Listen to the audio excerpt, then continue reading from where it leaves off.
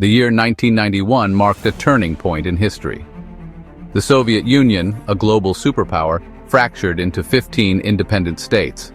This seismic event created a geopolitical vacuum in Eastern Europe, leaving a void for power and influence. For Russia, the collapse was a profound blow, diminishing its global standing and severing historical ties.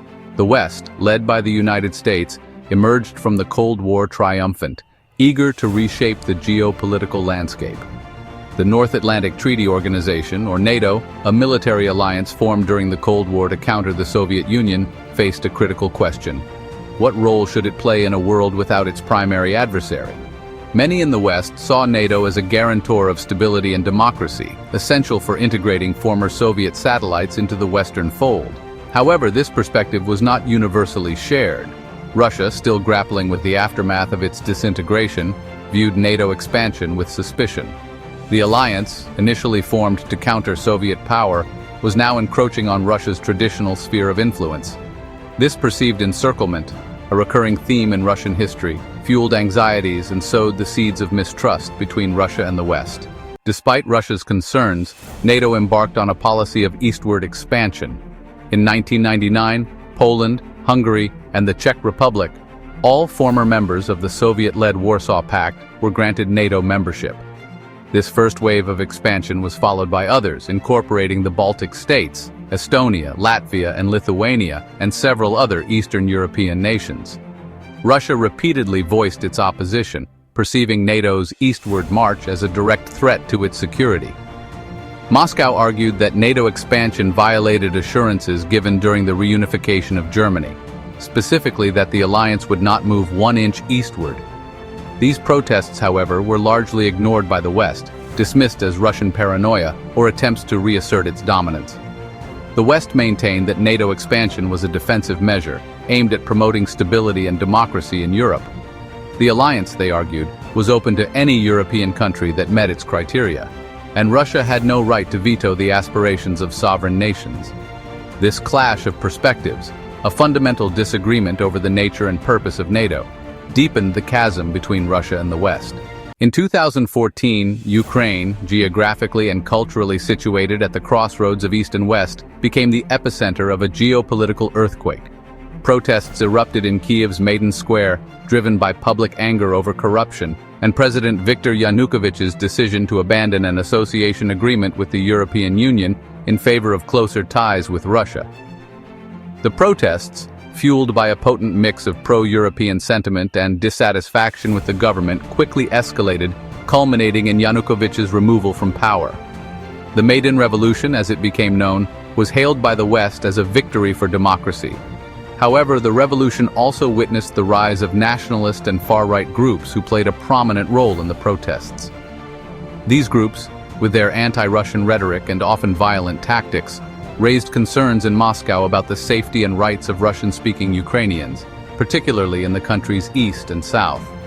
In the aftermath of the revolution, Russia moved swiftly to annex the Crimean Peninsula, a strategically important region with a majority Russian population. A referendum held in Crimea, though widely disputed by Ukraine and the West, showed overwhelming support for joining Russia. Moscow justified its actions by citing the need to protect Crimea's Russian-speaking population from what it perceived as the threat of Ukrainian nationalism. The annexation of Crimea was followed by another crisis in eastern Ukraine, where pro-Russian separatists in the Donetsk and Luhansk regions declared independence, sparking a bloody conflict with the Ukrainian government.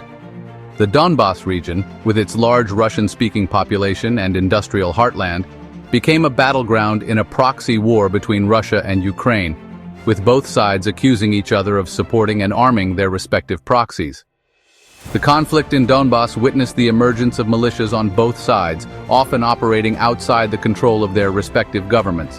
One such group, the Azov Battalion, a Ukrainian volunteer militia with far-right affiliations, gained notoriety for its alleged human rights abuses and neo-Nazi ideology.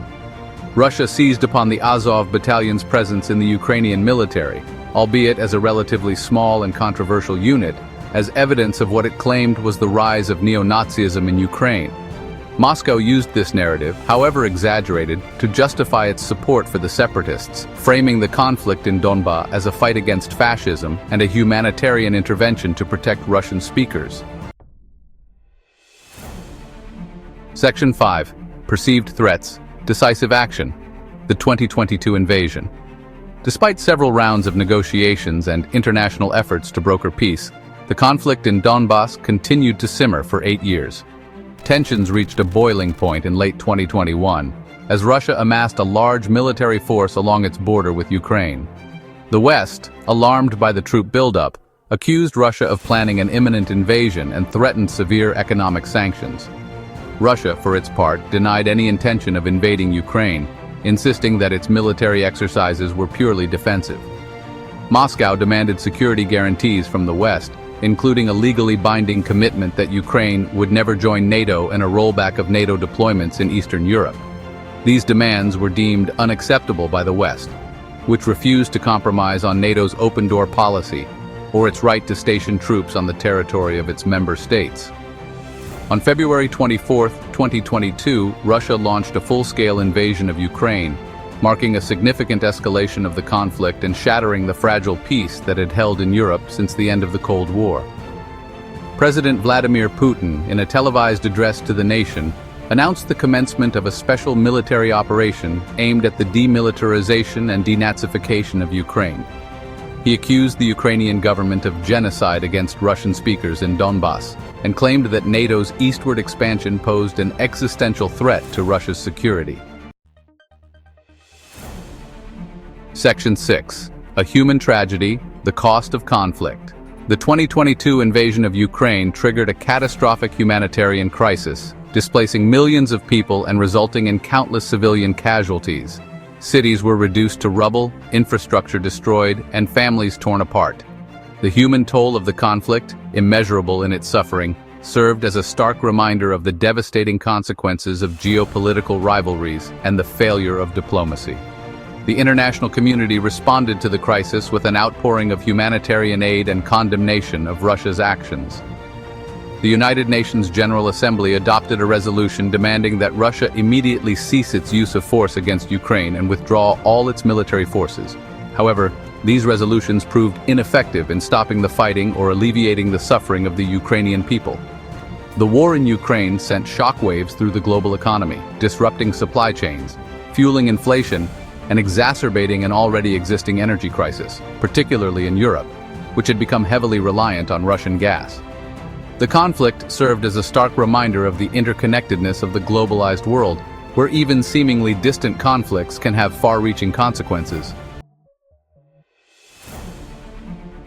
Section 7. Failed dialogues, the Minsk Agreements. In a bid to end the fighting in eastern Ukraine, representatives from Ukraine, Russia, the Donetsk People's Republic, and the Luhansk People's Republic signed a set of agreements known as the Minsk Agreements in 2014 and 2015. These agreements, brokered by France, Germany, and the Organization for Security and Cooperation in Europe, aim to establish a ceasefire, withdraw heavy weaponry, and grant special status to the Donbas region within Ukraine. However, the Minsk agreements proved difficult to implement, with both sides accusing each other of violating the terms of the ceasefire. The agreements were plagued by ambiguity and lacked a robust monitoring mechanism, making it challenging to determine compliance and hold parties accountable for breaches. The failure to fully implement the Minsk agreements and find a lasting political solution to the conflict in Donbas left a dangerous vacuum, allowing for continued violence and mistrust to fester. The agreements, while well-intentioned, ultimately failed to bridge the fundamental differences between the parties involved, highlighting the complexities of resolving deeply entrenched conflicts fueled by historical grievances, geopolitical ambitions, and competing narratives. Section 8. A World Divided, the Global Impact. The war in Ukraine had profound geopolitical ramifications, reshaping alliances and deepening divisions between Russia and the West. The conflict underscored the return of great power competition and the fragility of the rules-based international order that had emerged after the Cold War. The invasion of Ukraine triggered a wave of international condemnation and sanctions against Russia, targeting its economy, financial institutions, and key individuals. The United States, the European Union, and their allies imposed unprecedented sanctions, seeking to cripple the Russian economy and pressure Moscow to change course. The war in Ukraine also exposed the limitations of international organizations, such as the United Nations, in preventing and resolving conflicts. The UN Security Council, paralyzed by the veto power of Russia, proved unable to adopt meaningful resolutions to address the crisis, highlighting the need for reform and the challenges of collective action in the face of great power rivalry.